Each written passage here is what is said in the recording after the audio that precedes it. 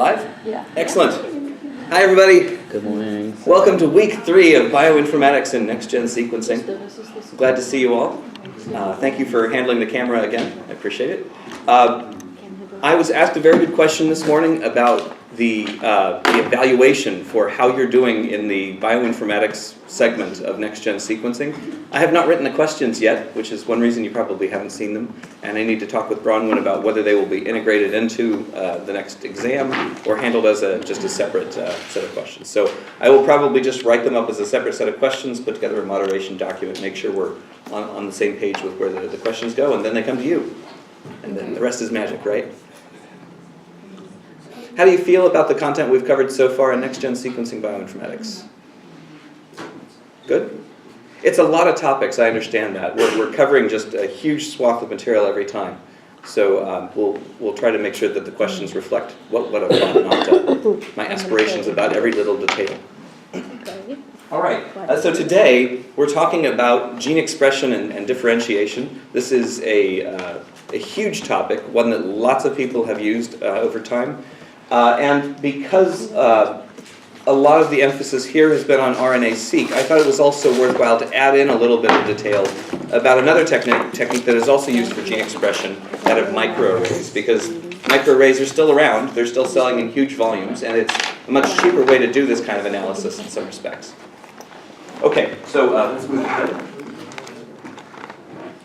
We're going to start with this discussion of gene expression by microarrays, and we'll also invoke some of the questions when we do high-throughput sequencing, doing RNA-Seq style experiments. So we'll try to walk through both the experimental platforms and the data analysis that comes out of them. And I have to say, this lecture is probably one of the heaviest on statistics. This is a topic where if you don't know statistics, what you don't know will kill you. So I'd like to get this part covered in a lot more detail. So today we're kind of working our way down this rightmost column. How do we make sense of transcript microarrays? How do we make sense of RNA-Seq style experiments?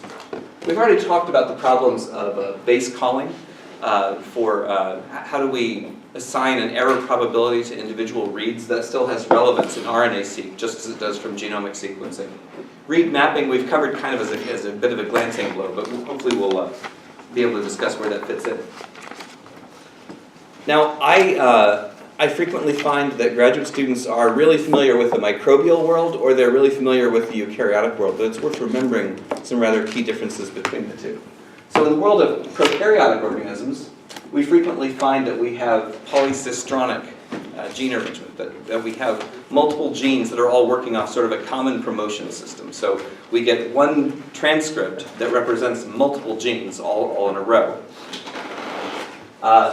Each of those will have its own ribosome binding site, which allows for translation to start not just at the beginning of the transcript, but in the middle where the next gene starts. And so you get different proteins from a single transcript. The other thing that's notably absent here would be introns.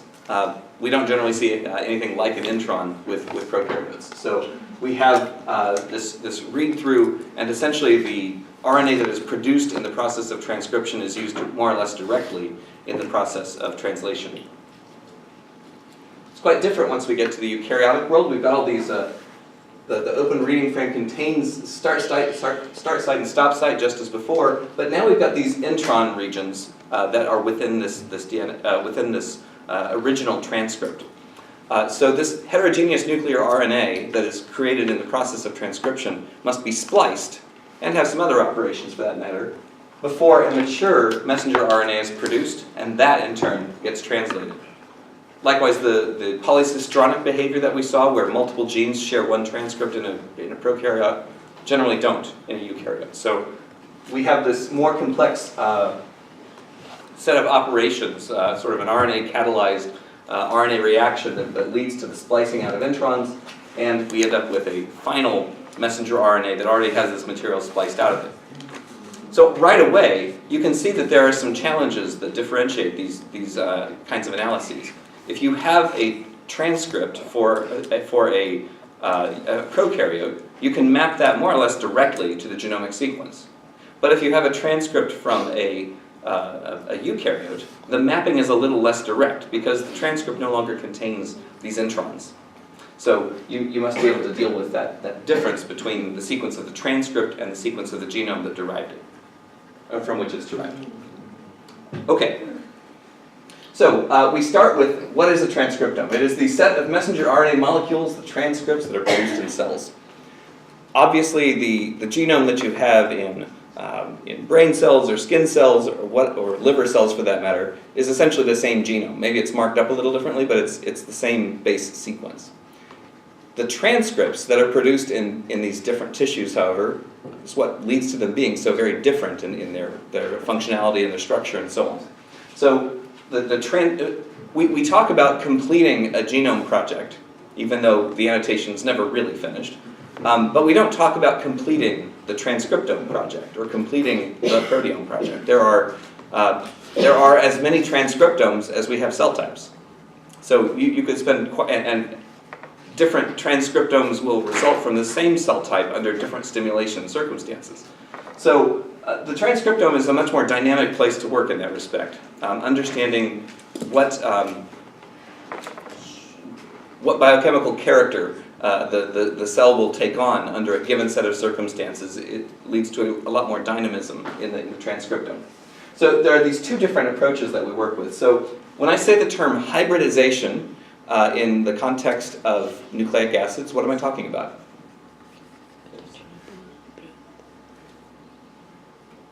Hybridization in the context of nucleic acids. Great mystery. We've never heard this term before. No one's ever heard the term hybridization in the context of nucleic acids. That would be surprising to me. We have heard it. Someone back there knows the term. This is good. All right? Well, think of it like a zipper, right? You've got the left part and you've got the right part, and they form this complementary sandwich. So we have the sequence and its complementary and its complement. The hybridization is formed by the formation of hydrogen bonds between complementary sequences. Okay? So if you've got a CG pair, you've got how many hydrogen bonds holding them together? 3. Very good. When you've got an A and a T paired together, how many hydrogen bonds do they have?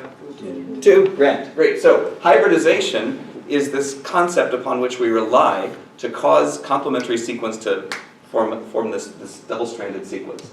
So by having a fluorescent label attached to one strand that is allowed to hybridize to another, gives us the ability to measure how much of that we have. So if you have a sequence on a microarray, for example, that is complementary to a messenger RNA, well, to a cDNA made from a messenger RNA, you might label the cDNAs, allow them to hybridize to the chip, and then look for the fluorescent intensity. So if you have fluorescent intensity in this patch of sequence, you know that it's found a complement within the experimental sample you had. So our intensity then is our measure of abundance for that particular gene. Sequencing, on the other hand, is not built around all of this fluorescence nonsense. Instead, it's asking how many times did we sequence a template that was complementary to the sequence, or that was identical to the sequence, more to the point. So in the one case, we have an intensity as our measurement that allows us to infer abundance. And in this case, we have a count, basically a stack of how many different sequences we produced that all ran through this region.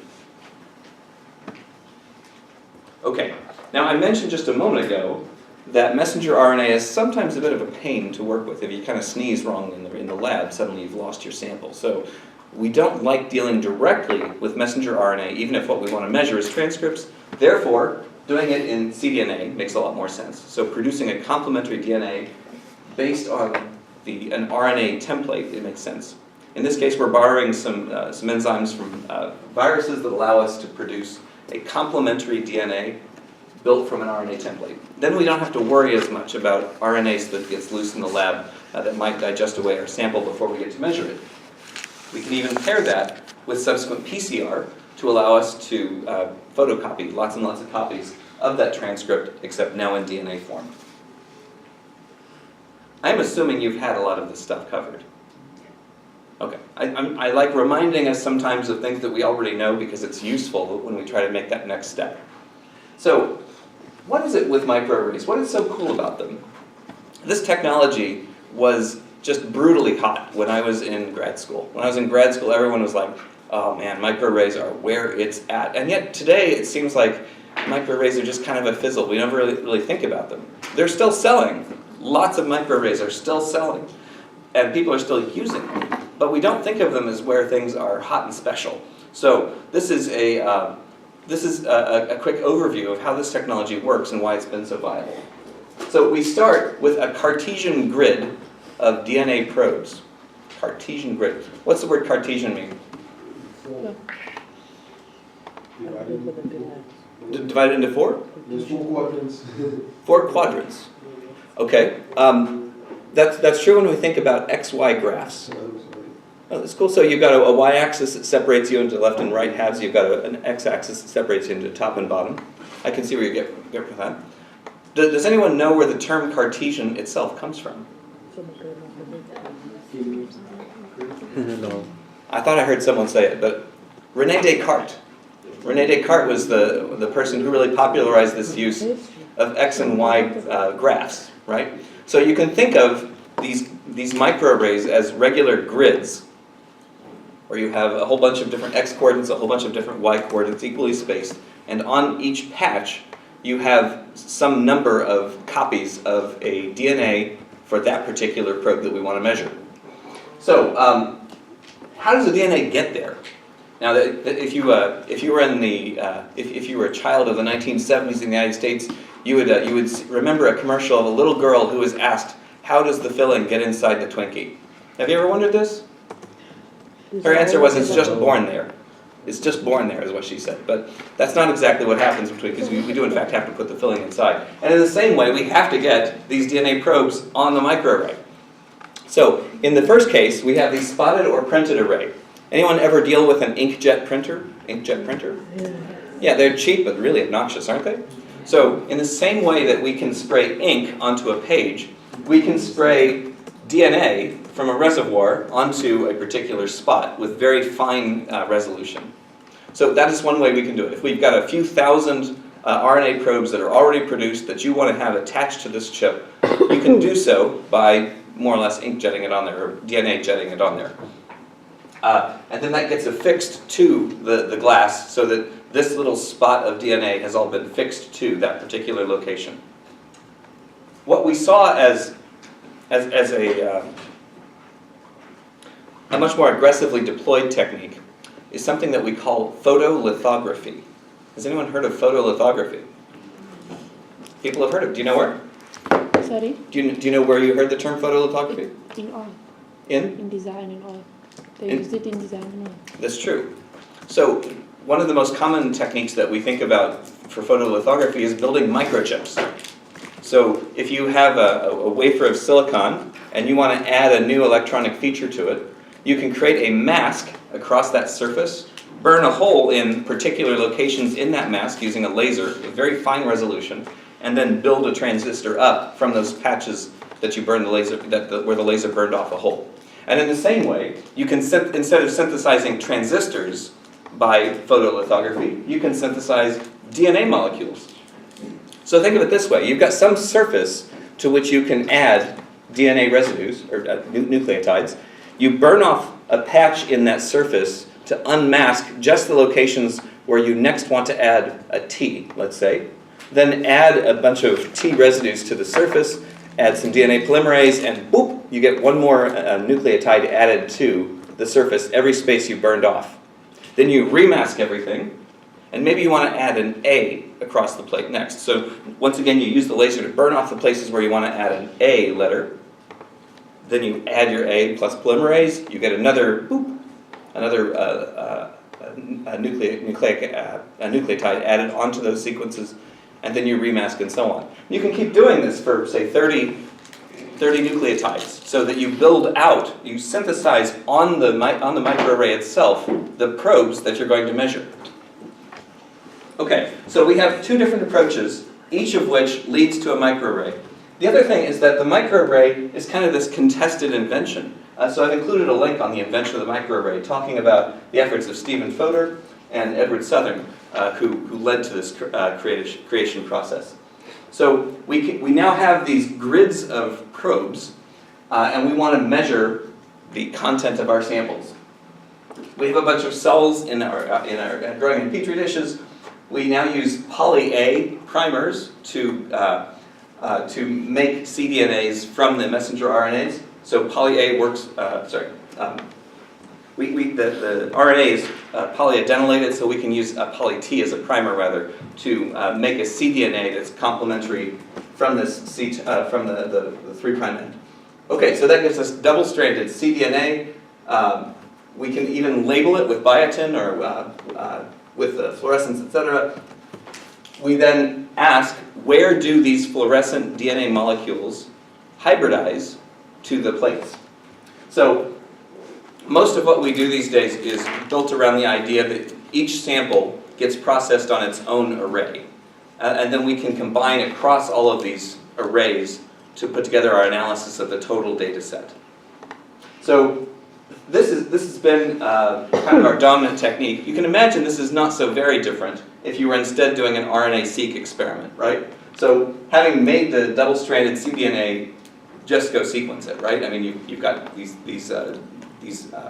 DNA molecules, you just want to sequence as much as you can from them. So what does that look like in practice? I want to note here that we still have now we're working instead from bottom to the top, we're working top to the bottom, but not that big a difference. We have our messenger RNA at the top. You'll note that there are kind of two different routes that have been drawn in this graph for the next level. One is that you may produce patches of RNA throughout the transcripts, or you may use this 3' poly-T primer synthesis of the material we're going to sequence. Then we need to be able to create an EST library with adapters. Adapters are obviously pretty frequently used in the context of next-gen sequencing, and that gets us a bunch of short sequence reads.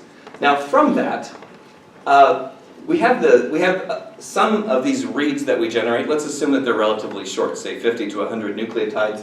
Those are going to fall somewhere within an exon, and that's grand. But the really informative stuff is actually when we get a read that's positioned across an exon-exon boundary, because then we get information about which specific isoforms are being generated, because you may have different transcripts all produced from the same gene due to different splicing. So if you're able to get reads across here, you can get those exon-exon boundaries.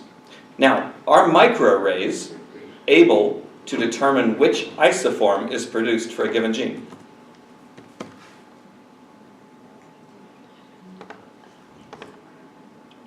We hear some I don't think so's. Typically, the transcripts that we measure on microarrays are those for particular exons. But there are intron arrays, or exon arrays, I guess is what they call them, that are focused on finding these peptides that bridge exon-exon boundaries. You can design these chips to have essentially whatever you want on them. So yes, it is possible to measure exon-exon boundaries as part of a microarray, but you have to have a chip that's an array that's actually designed for that purpose. Whereas that's just something that comes along for free, basically, with RNA-Seq. We do our sequence patches in such a way that we're able to see bits of sequence throughout the transcripts. So what does that let us do that was not possible with just a microarray? One of the things that we might like to achieve would be novel SNVs. SNVs are what? Single nucleotide variants. Okay, so imagine in a microarray that the transcript you want to measure has a different sequence than the probe. Are you going to get efficient hybridization? No. No, it's a little like when you get some nastiness stuck in the zipper of your jacket. You know, you're zipping it up and suddenly, right? The same thing happens when you've got a transcript that's trying to stick to a chip that doesn't have exactly the same complement, doesn't have exactly the complementary sequence. If you have these variances in the sequences, it causes an inefficiency in hybridization and probably diminishes quite significantly the signal that you get for that spot on the chip. So being able to see novel single nucleotide variants is rather valuable. Okay, fusions. Anyone hear of gene fusions? Okay, sometimes the diseases an organism is experiencing, such as cancer, can cause rearrangements of the genome that bring together bits of DNA that were originally quite far apart. Gene fusions are one of these examples. So you may have two different genes that have been erroneously spliced together in this disease to cause great harm to what those genes should be doing. So finding gene fusions is possible using RNA-Seq. Again, you need to look for them, but the sequence data are there for us to find these answers if we want them. Higher dynamic range. So remember that in microarrays, our measurement of a gene is dependent upon a light signal, a fluorescent signal that we have for that spot. So if you have some amount of autofluorescence taking place on your chip, that baseline of intensity is going to stand in the way of your seeing a very dim light signal for real real hybridization at that spot. So the dynamic range is already being cut into at the bottom. So we see then that you may not have sufficient signal to noise in order to be able to pick up very faint signals on a microarray. But it works at the top end too. If you have a huge amount of transcript for some particular gene product in the cell, you may have a very bright signal for some particular location on that array, and yet it's so much brighter than everything else that it's kind of saturating the detector. You may have twice as much material, but you don't get twice as much signal from it. So this dynamic range is happening because we mask some very dim signals and we attenuate very, very bright signals. So the ability to deal with a larger dynamic range is better with RNA-Seq. Finally, non-model organisms. If you are doing human transcriptomics, yes, you can certainly go buy a microarray today that will let you accomplish whatever task you're really interested in. But if you're working in shrimp, how straightforward is it for you to go buy a microarray? Less so. So if you have something to align these sequences to, then you can work in a non-model organism with RNA-Seq. Where working with a microarray would be much more challenging. So I also wanted to show one of the outputs that we expect from this. The text is very, very small here, so I'll read it for you. Base resolution expression profile. The notion is that when you have RNA-Seq data, your ability to discern features of transcription is no longer just this gene is on or this gene is off. Now we have the ability to say things like which particular exon boundaries are forming within all the potential sites for that in this transcript. And being able to see exactly where the reads can be mapped to the underlying DNA sequence becomes possible. All right. So there are kind of three different ways to go with bioinformatics from this. In genome mapping, we're trying to figure out how the transcriptome that we observe in RNA-Seq maps to all of the genome. So let us say, for example, that you are interested in transcripts that have never been observed before for a particular gene. You have a hypothesis that when the cells are under these particular stresses, that they switch to this kind of alternate means of finding their exons. Well, for something like that, you're going to have to map to the genome, because by definition, the exons you're looking for are not included in the normal transcript sequences. So for that context, you're probably going to want to go the genome mapping route. The transcriptome mapping route is the much more conventional one. We have reads, and we want to map them to known transcripts. So we might use something like bowtie, which is a really common tool for that purpose. And we probably want to look at what transcripts we saw and how frequently we saw them, how many sequence read counts do they correspond to. So something like Callisto might be used for that purpose. It might be, however, that you've got nothing at all to work with. We are starting some RNA-Seq experiments in hyena. So do we have a genome to work with? We do not. We have a fairly distant relative to work with. I mean, we can use like the house cat, right? But that's already a pretty big evolutionary gap. So one of the things that we can do is to create a de novo assembly of the transcripts based on these RNA molecules that we sequence. So Trinity is a very popular toolkit for that, and it uses De Bruijn graphs, which you might remember from 2 weeks ago. It had a very complex explanation. So by using K-mer catalogs and De Bruijn graphs, we might be able to build transcripts de novo from this information that we're getting out of our RNA-seq experiment. From that, you probably want to do you want to map these reads to something else. Now, the approach we'll end up using will be stuff like BLAST, right? I mean, having produced a set of putative transcripts, we then want to infer what do these transcripts do. And one thing that we can do is to determine whether the transcripts that we see in hyena map to the closest known evolutionary relative. Okay.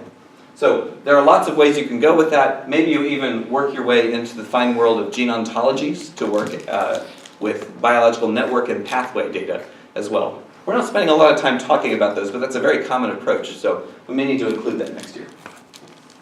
Okay. Having produced our differential expression data, we have lots of different goals that we might want to use. The first thing that I want to highlight about this slide is that it's iterative, it has a loop back. One of the things that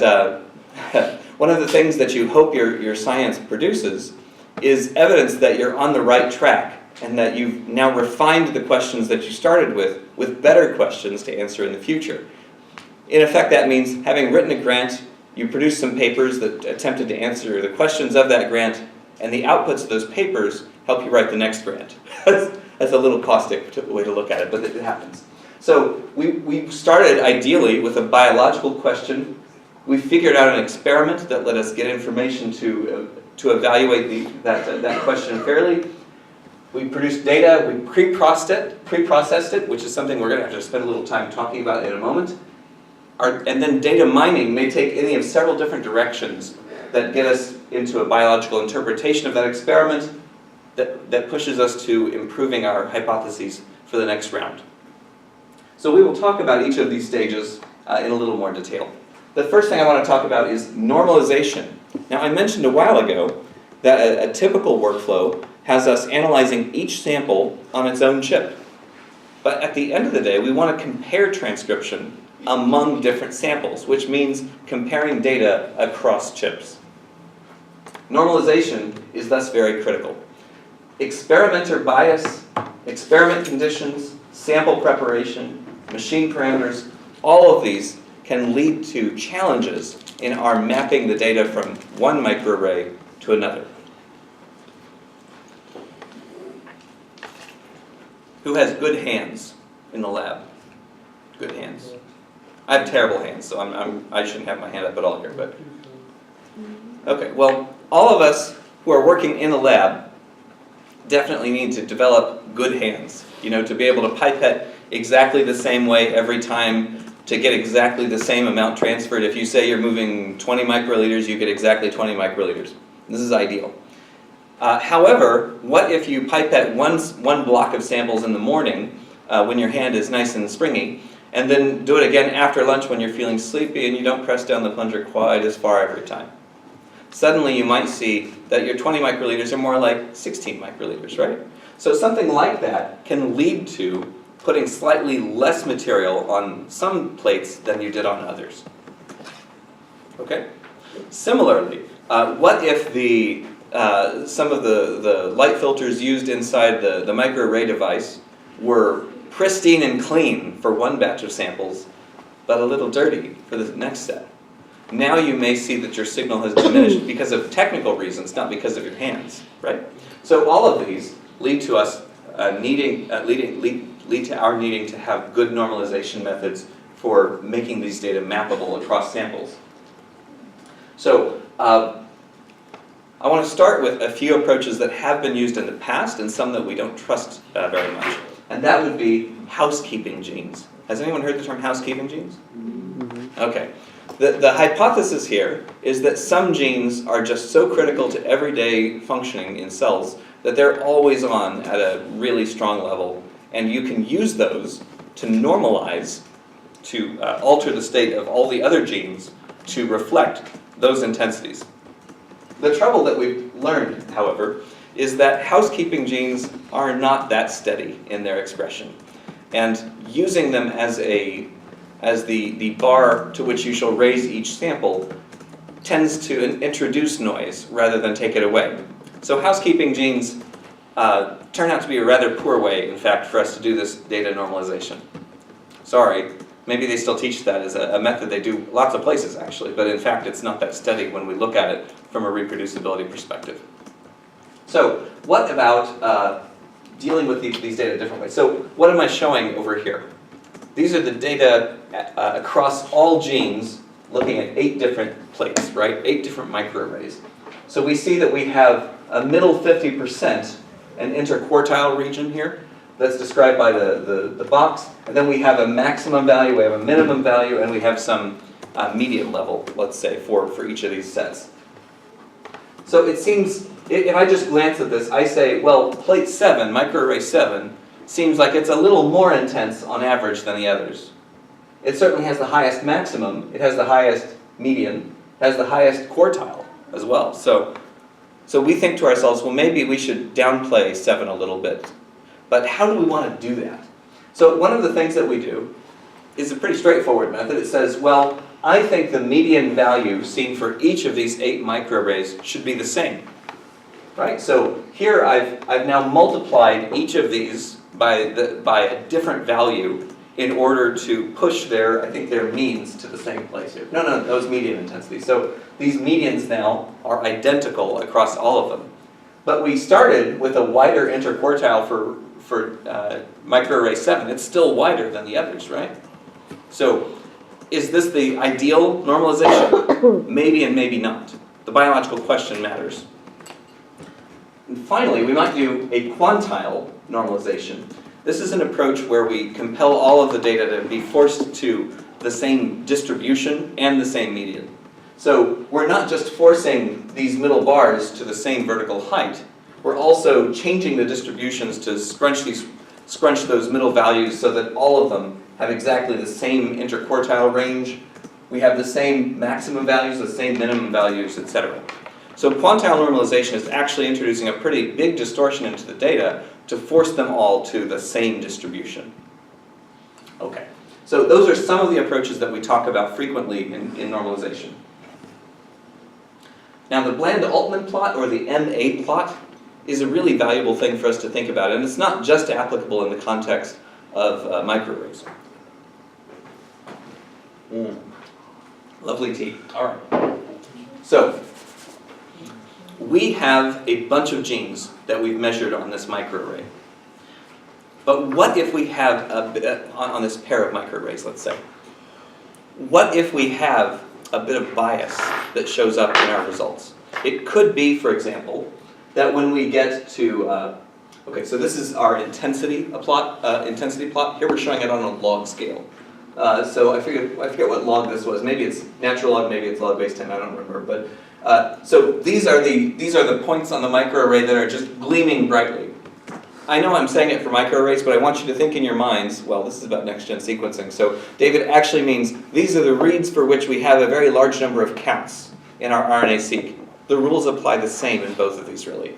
So we have these genes for which we have very high measurements, and we have genes for which we have very low measurements. Now on M, I'm showing a log difference in signal. So if something is up, that means it's much higher in plate A. If it's down, then it means it's much higher in plate B instead. So when you produce a Bland-Altman plot, when you produce an MA plot, the thing you want to look for is curvature. Right? So if you see that at the low end signal, A is consistently getting a much stronger signal than B, or vice versa, that's bad. So if this looks like an eyebrow, you got a problem. You want the data to be to cover this whole range, and you want them to be symmetric up and down across this. So something like this, I want to start by, I need to just hold back for just a moment. We're going to assume in most differential expression that most genes don't change. Okay? Our statistical models get really frustrated with us if we suddenly see that more than half of our genes are significantly different. when you have a difference as great as that, your ability to pin down what's causing the changes is problematic. So let's say that maybe 10% of the genes are differential and the rest are unchanged. So with that, we expect the bulk of the data to lie right along this m=0 line. And something like this represents a gene where that assumption doesn't hold up, that the gene is not changing. You're going to expect that there's some amount of biological difference, though. So don't get too frustrated if some of your data come off of this m=0 line. Those are the differences you're probably looking for. But what we want to know is that in the mean, we have this nice level distribution across the MA plot. Okay. Now, bioinformatics has sadly chosen a really inappropriate set of colors due to the color blindness in our population. Red and green plots are pretty standard, I must say, in the world of microarrays and of RNA-Seq. If you are colorblind, these plots probably frustrate you quite a lot, and I'm very sorry. There are alternative palettes that we can use for these red-green plots, though, and that's really ideal.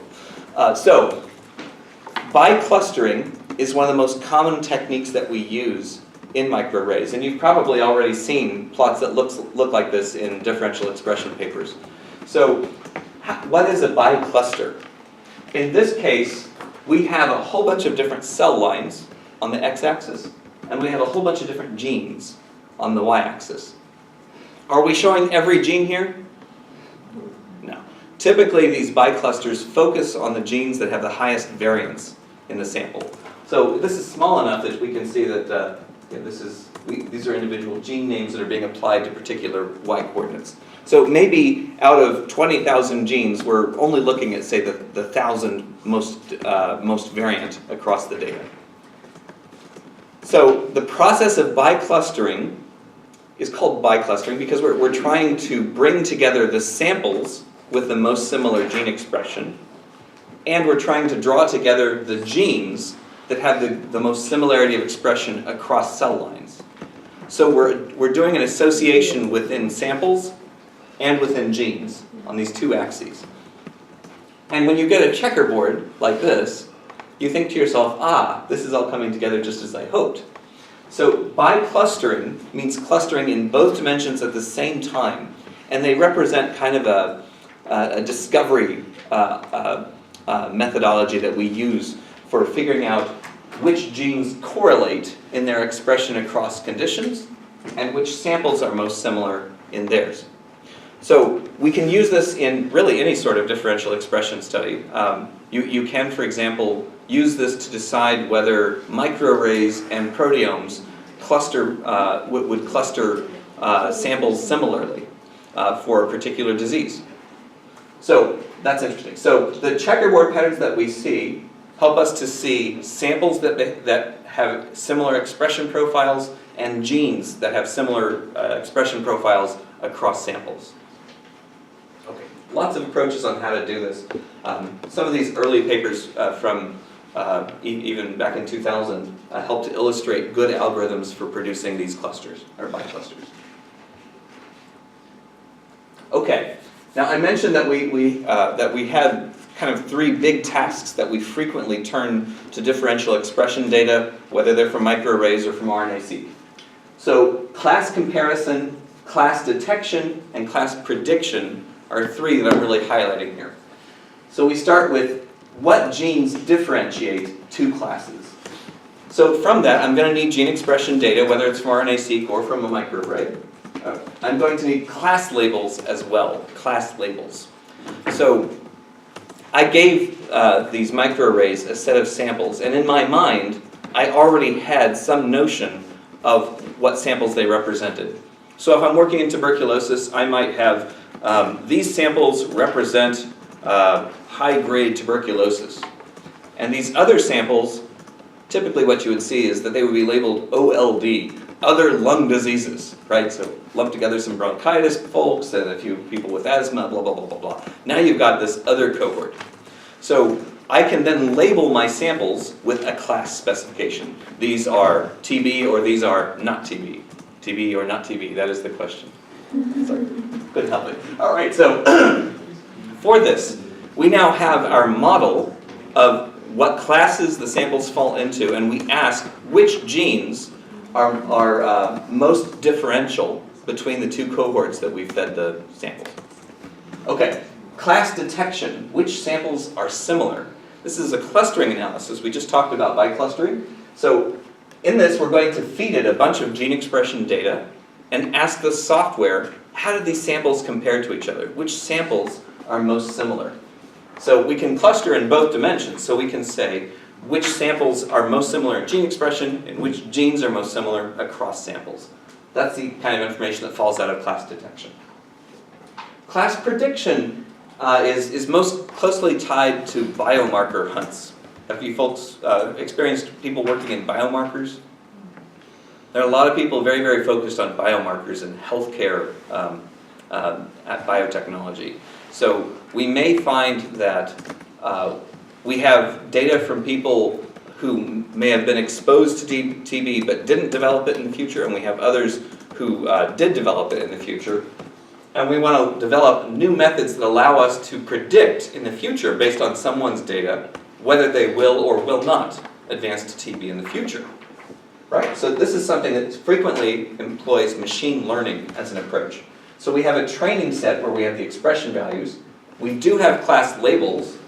And from that, we create a prediction model that allows us to evaluate how we're doing against a test set. So there are several ways that we do this.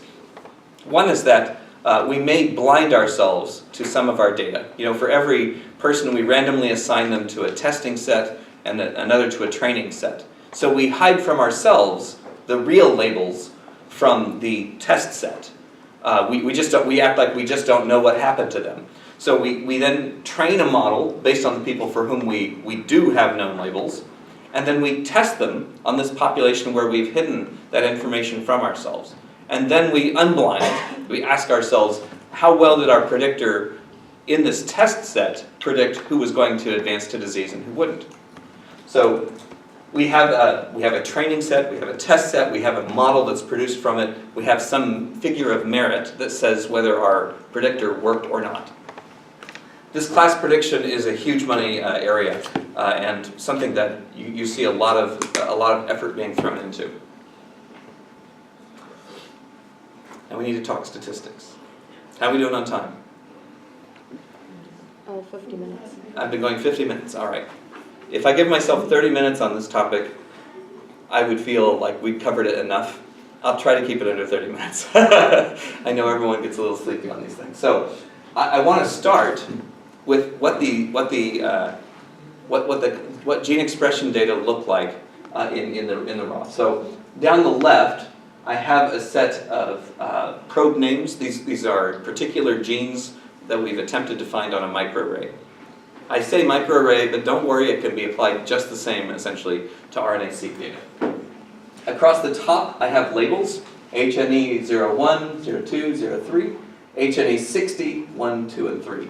So these are triplicates of two different conditions. In this case, I think they were treated with hydroxynonenal at either 0 concentration or 60 micromolar or whatever. So we have these two conditions, and we have some series of genes. For each one, we have some measurement. All right. So my case and control labels here are distracting. We'll just ignore those.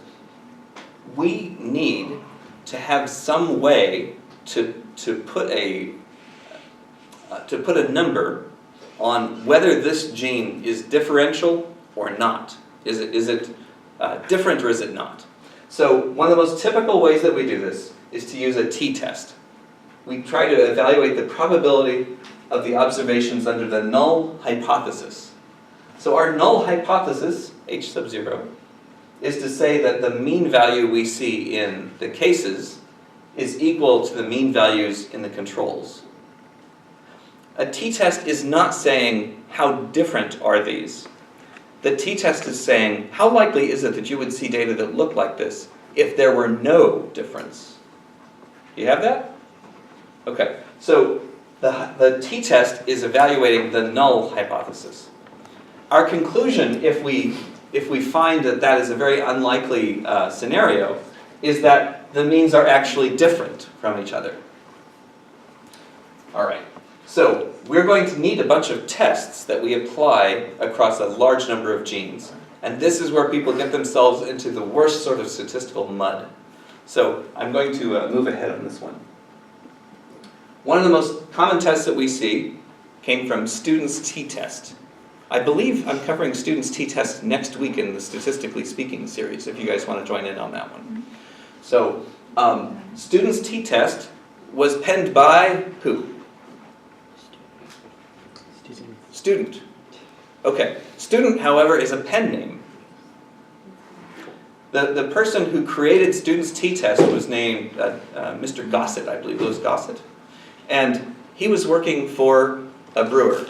And the brewer did not want other people to know that they'd hired a statistician because it was their secret on how to get ahead.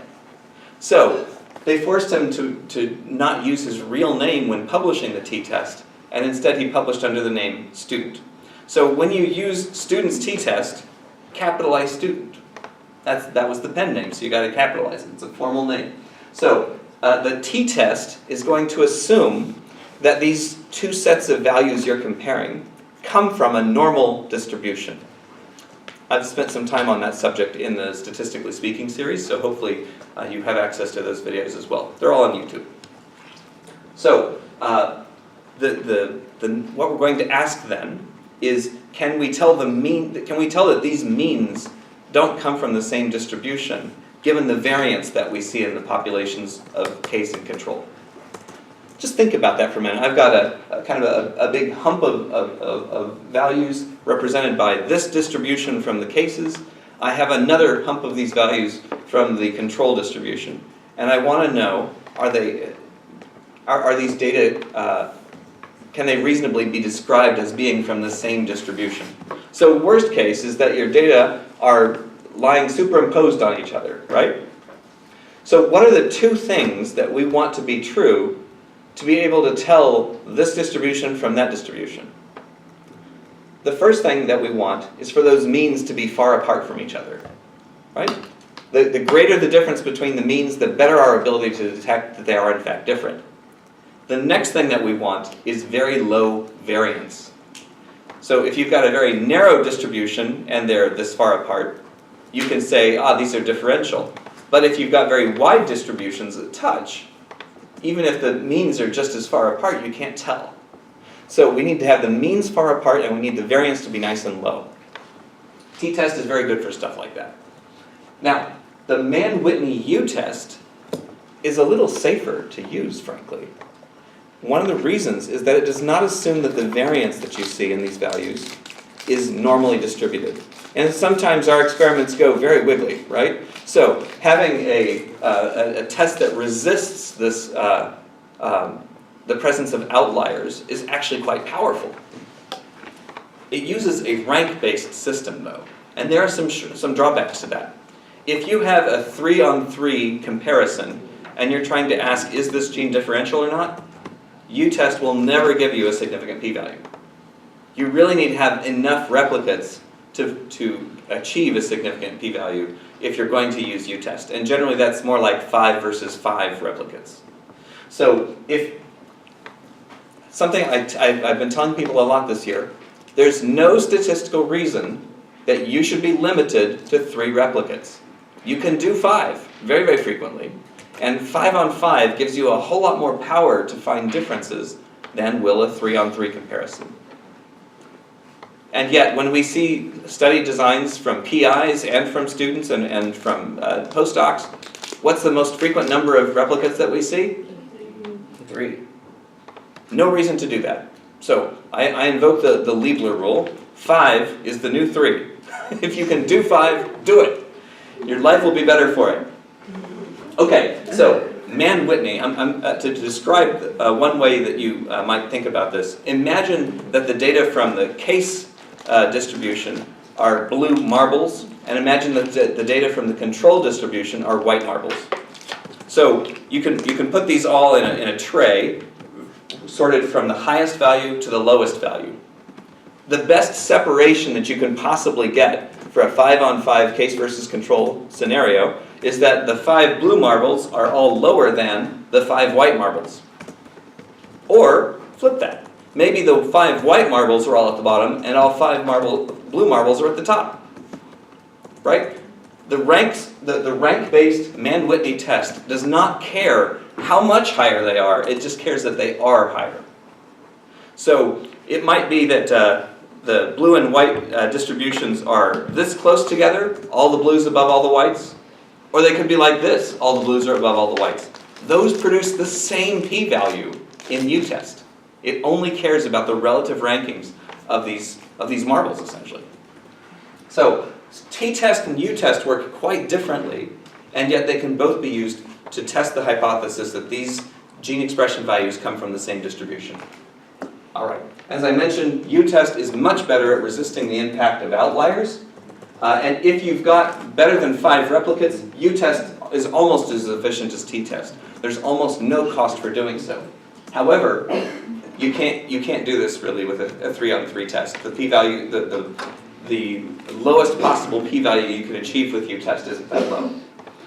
When data are not normally distributed, when the variances are not normal, t-test falls apart, and you may not know that. Generally speaking, when you have a 3-on-3 comparison, your ability to know what the variance is terrible.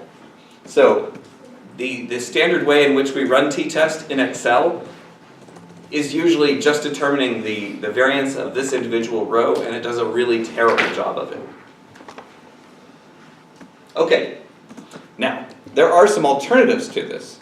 So if you are at all familiar with the R statistical environment, you have a whole lot of very powerful options available to you.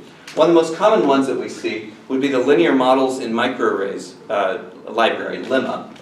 It includes something called an E-base function for a moderated t-test.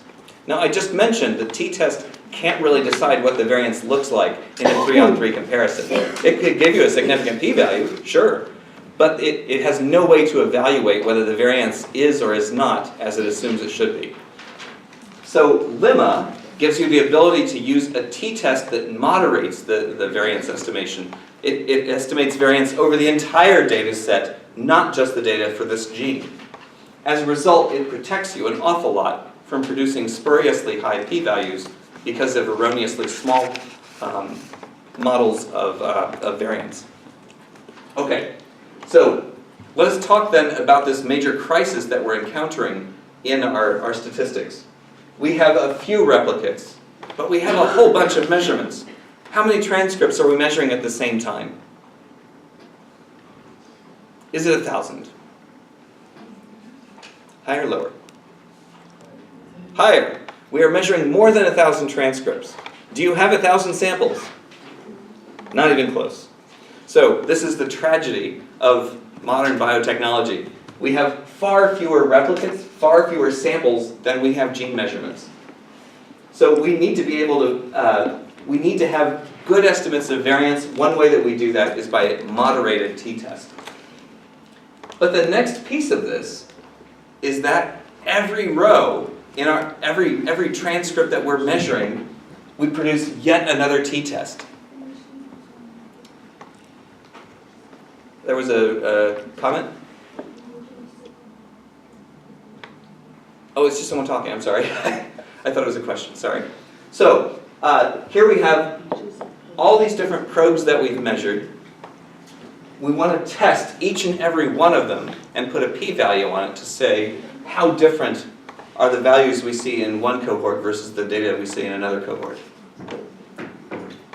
The t-test can, a p-value of 0.05 in a t-test is to say that 5% of the time, if we were generating this t-test in random data, we would expect a p-value, we would expect this test to be, to show difference. I'm not making very good sense of myself at the moment. But a p-value of 0.05 is to say that if there's no difference in the distribution, we would see a difference this extreme 5% of the time. Which means that if you do 20 t-tests, you expect, by random chance alone, with no difference in the data whatsoever, that one of them will produce a positive result, to say there is a significant difference. That's the problem of accepting 0.05 as a threshold. 1 in 20 t-tests on data that don't differ will seem to be different. And if you run 1,000 or 10,000 t-tests, 5% of those randomly will put forward a significant value. So this is really hugely problematic. If you do 20,000 t-tests, 1,000 of them should show up as positives, as different, even when they're not. So multiple testing correction is something that we absolutely need because we've got far more tests, and we need to resist this penchant of the t-test to produce false positives. So how do we do that? There are two broadly used ways and a whole bunch of others, so I'm just highlighting these two as kind of a starting point for this. The first of these is called Bonferroni Correction. And Bonferroni Correction is something that a lot of biologists really frown at. They don't like it very much. Its goal is to protect you against erroneously claiming any of these genes are differential. If you are able to beat a Bonferroni test with your t-statistics based p-value, then you've been protected against calling even one gene as falsely differential when it's not. Okay, so Bonferroni is a very powerful correction. It's also the easiest to understand.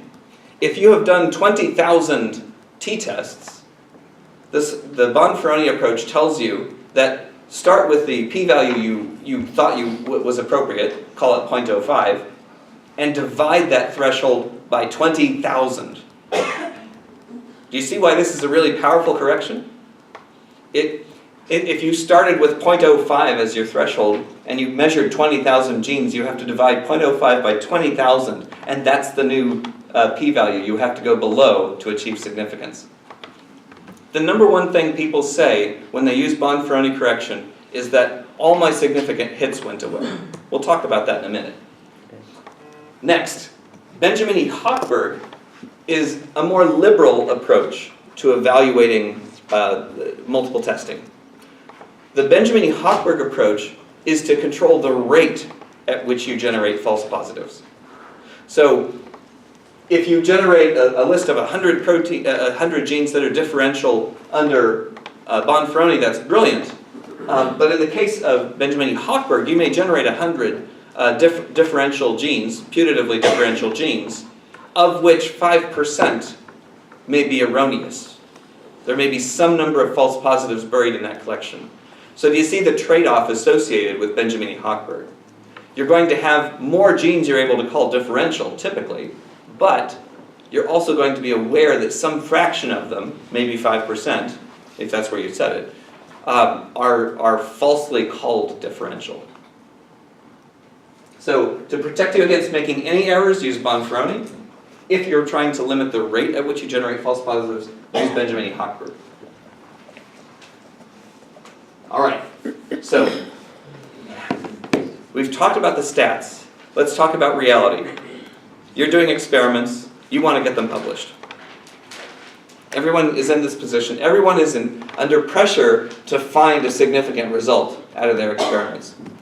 Sometimes those results exist. Sometimes they don't. How do you tell which side of the coin you're on? So the number one thing that I hear about multiple testing correction is that all of my hits vanished when I used multiple testing correction. Therefore, I can't use it. This is how people say it. So maybe the null distribution was correct. This is a point of humility and something all scientists need to be able to consider. It may be that there truly is no difference. That your hypothesis that treating cells with aloe vera oil would cause the cells to calm down and whatever. I don't even know. But I had some hypothesis that I was going to have some difference associated with the treatment. Maybe that hypothesis is full of holes, right? Maybe there really is no difference between the distributions. That is possible. But the next piece, maybe your experiment was underpowered. Remember what I said about triplicates a moment ago? What if In order to see the difference, you would have needed 10 replicates, not 3. So it may be that having done this experiment, there really weren't any significant differences. All right, so that may be because the underlying biology means that there actually is no biological difference, or it may have been so small a difference that it was undetectable because of your experimental design. So these are things that are humiliating and that are frustrating, but they are real. Okay, next up. Dr. So-and-so published a great paper in Nature, but he or she didn't use multiple testing correction. So why should I?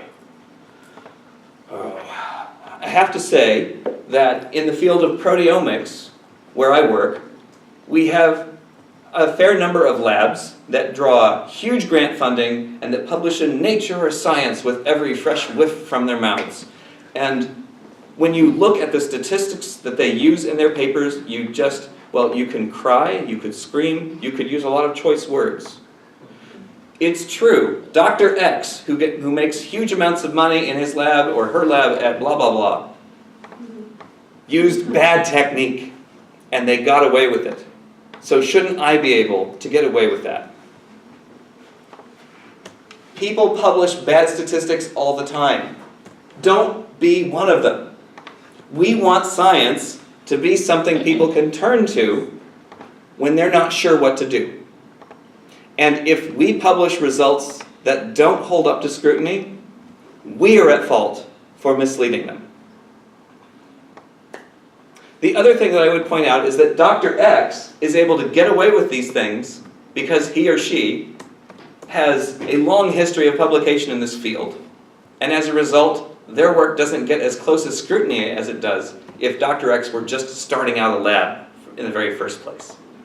All right? That's a practical reality. It has nothing to do with statistics, but it has everything to do with reality. All right, next. I did 5 groups. So I just compared between every pair of groups.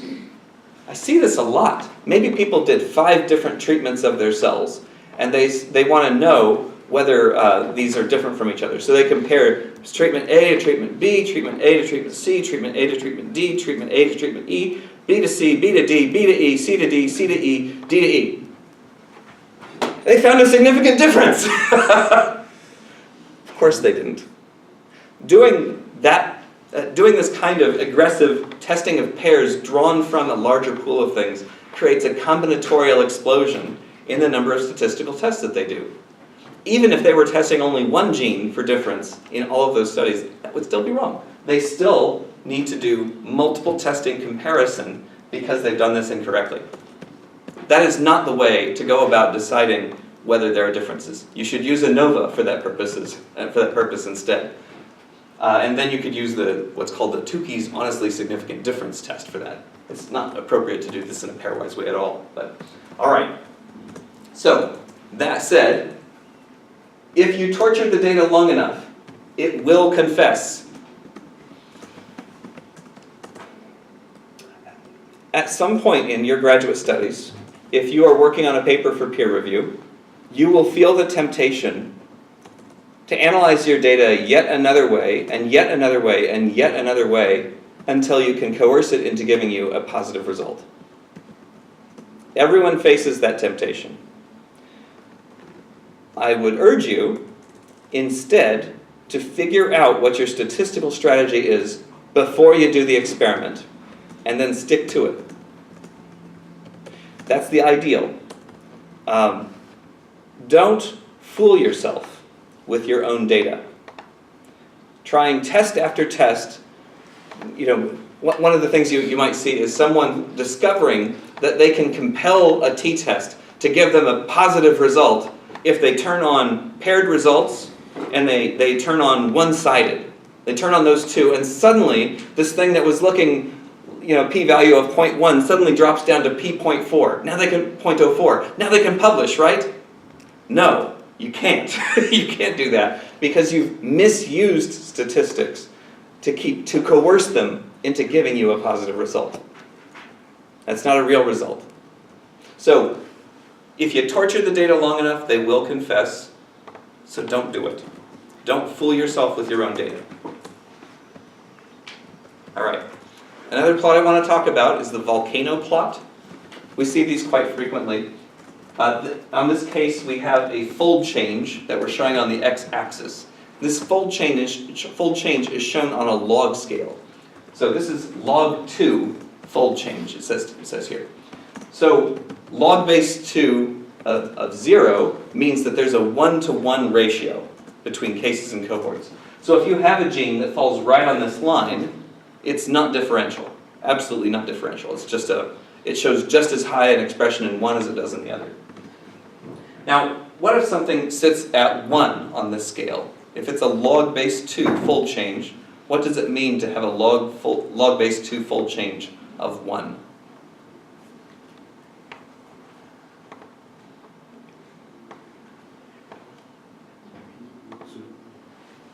Yes, exactly right. If you have a log base 2 fold change value of 1, it means there's twice as much expression in one cohort as in the other. And similarly, when you get to -1, it means that the other sample had twice as much. So when you're looking at a log fold change, you have to keep in mind that this is on a log scale. So 1 means whatever that base was is how many times more of that gene was expressed there than in the other. Now on the y-axis, we have a negative log scale based on p-value. So if you're way up at the top, that means highly significant. Down here means not a chance. No, it's not differential. It's clearly not differential. So what I want you to think about when you see a volcano plot is that we have kind of goalposts, right? So anything inside this left and right boundary isn't changing enough that we care about it. That's kind of a weak hypothesis, but this is what people say. So if the only changes you think are meaningful, biologically meaningful, are those that are more than a 2-fold change up or a 2-fold change down, then you're kind of working within this boundary, and any gene inside that space doesn't change enough that you care about it. You care about the stuff that's outside the goalpost over here or outside the goalpost over there. And you can see that in this plot, we have this yellow region on the flanks and a black region on the inside. So that's separating these big enough change for us to care about from the not big enough change for us to care about set. Next, I want you to note that there's a line here that's implicit in this. Things above that have significant p-values. Things below that do not have significant p-values. Again, with multiple testing correction applied. So when we see these green dots over here and these green dots over here, these are values that have a significant fold change in them and significant p-values associated with them. So getting out away from the origin towards the low end or towards the high end gets you to this hot zone, the space of genes that you actually find have different enough gene expression and significant p-values associated with them. Do I see a question for me? No, it's just... Okay, just good stretch. All right. To talk about why we would use RNA-Seq versus microarray may be somewhat beside the point. It's getting harder to find places where you can run microarray experiments. And that's kind of a shame, because microarray experiments are generally cheaper and easier to interpret than are other sets. On the other hand, there is a world of experiments that have already been done in microarrays. If you go to the Gene Expression Omnibus over at NCBI, for example, you will see a huge collection of experiments on microarrays and huge numbers of people that have been run for almost any conceivable disease. So there's a world of data sets out there that you can use for hypothesis formation that have already been made available publicly. So, if we deal with microarrays, we're going to be limited to expression only, generally speaking. If you want to know about sequence variation in particular, if you want to know about the possibility of novel exons that haven't been annotated before, doing something like RNA-Seq makes a lot more sense. If you want to be able to express, to measure expression throughout the exon structure of a gene, something like RNA-Seq is a whole lot more effective. It is possible to do this with specialized chips But generally speaking, this is one of the first set of adopters that moved to RNA-Seq instead. If you have unknowns, if you're working in a novel species, a non-model organism, something like RNA-Seq is ever so much more powerful than what you can do with a microarray. The analysis, however, is much more difficult. You're going to need to have a pretty high memory server probably for doing things like de novo assembly of transcripts. If you're going to interpret those data, your life is going to be a lot harder with RNA-Seq. The assay cost has dropped a lot. It's now actually not that different a cost to do sequencing than it is to do microarrays, simply because we use sequencing for everything these days. That's really driven its cost down. The data cost is high as well, though. Think about the fact that when you run an experiment on a high-throughput sequencer, you're probably going to have, at a minimum, a gigabyte that comes from that one experiment. And if you've done 60, you're going to have 60 gigabytes. And keeping those data in a retrievable format over the long haul can be really problematic and taxing. So the data management costs are quite high too. So there are reasons why we do RNA-Seq rather than microarrays now. But there are a lot of problems that brings along with it that we need to be ready to handle in response. Okay, so hybridization-based assays by microarray are rapidly ceding ground to high-throughput sequencing methods. That has its pluses and it has its minuses. High-throughput sequencing data places considerably more load on bioinformatics for interpretation than does old-school Singer sequencing. But it offers a lot more richness as a result. Plots to visualize data quality and key measures of performance are vital to understanding complex issues that can crop up in these experiments. I know we talked a lot about statistics today, and you might think to yourself, I can't wait to think about something else. But in fact, statistics can make a very big difference between your ability to save everybody more time, to focus research on the things that most need it, to protect us from our own assumptions about our data. So knowing enough statistics to prevent you from falling into danger is very appropriate. I'm usually here on Thursdays. If I can help you understand how to make better sense of your data, I'm glad to work with you. I'm glad I've had the chance to work with you, of course, these last 3 weeks, and I hope to be around. So I've enjoyed working with you, and may your bioinformatics be good. Thanks, everybody. Any other questions before, shall we shut off the, we'll go and shut off the video, I guess.